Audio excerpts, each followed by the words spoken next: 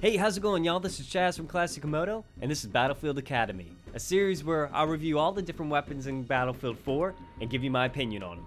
This time, we're reviewing the Scar H. The Scar H is a pretty unique weapon. Its maximum damage is 34 and minimum is 25. What that means for you is that it's a 3 to 4 shot kill, which means consistency. Its fire rate, however, is in the sluggish department.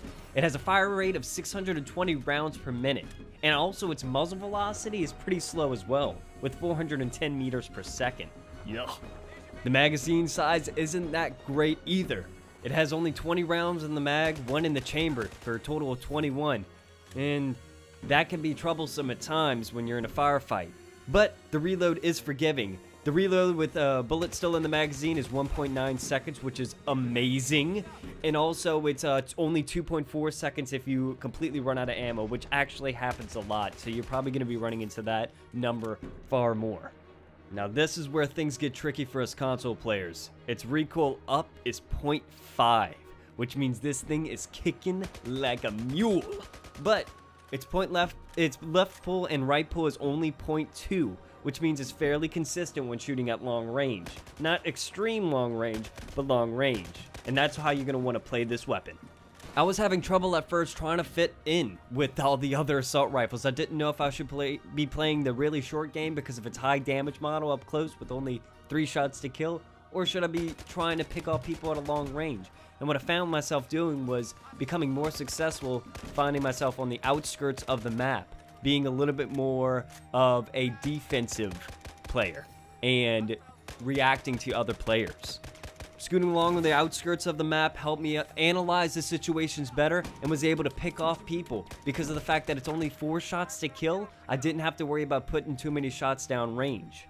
The only problem I had encountered is the fact that I had to lead my targets a ridiculously large amount because of the fact that it had a very slow bullet velocity. It was like I was shooting little pebbles at people. Very, very strong pebbles. The attachments I recommend for this weapon are surprising. I never would have used these attachments before finding the Scar H, and I gotta say, I was doing very well with these attachments. First up, for your sight, you're going to want a 3.4 or 4 times magnification. Now, I've even said this in an early video of mine that I've never used these and nor will I ever. Well, I've changed my own mind. It actually worked really, really well with the Scar H. The second attachment I didn't think I would ever use either, which is the Canted iron sights. But it definitely helped out when I had to switch up from long to close range engagements. The fact of the matter is, you cannot use the 4 times magnification in close quarters effectively. It's a terrible, terrible sight when trying to get up close and personal. But the Canted iron sights actually saved my skin multiple times. And for that, it's a definitely worthy choice for this gun. For the barrel, I chose the muzzle brake. The reason why is I needed all the help I could get when countering that recoil. With 0.5, it's pretty staggering. So in order to engage long-range targets and be able to be effective at it, I needed that muzzle brake. It didn't really affect my accuracy too much to the point that I couldn't hit targets. So the actual help in mitigating that recoil is way more beneficial than the 25% loss in accuracy. And lastly, the underbarrel accessory of choice is either the folding grip or the angled foregrip. Anything to help mitigate that recoil is definitely worth it. The way you should play this gun is pretty simple. Stick to the outside of the map. Don't go inside unless necessary, and if so, you better be switching to your Canted iron sights.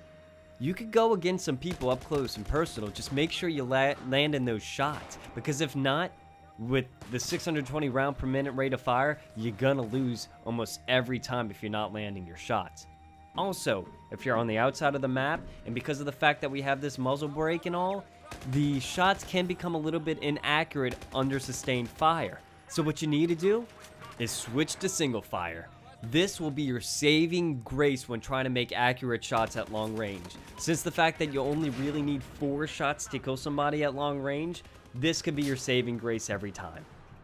When back at close range, make sure you switch it to automatic again, and also getting that Canted iron sight so that way you can be the most effective when close quarters.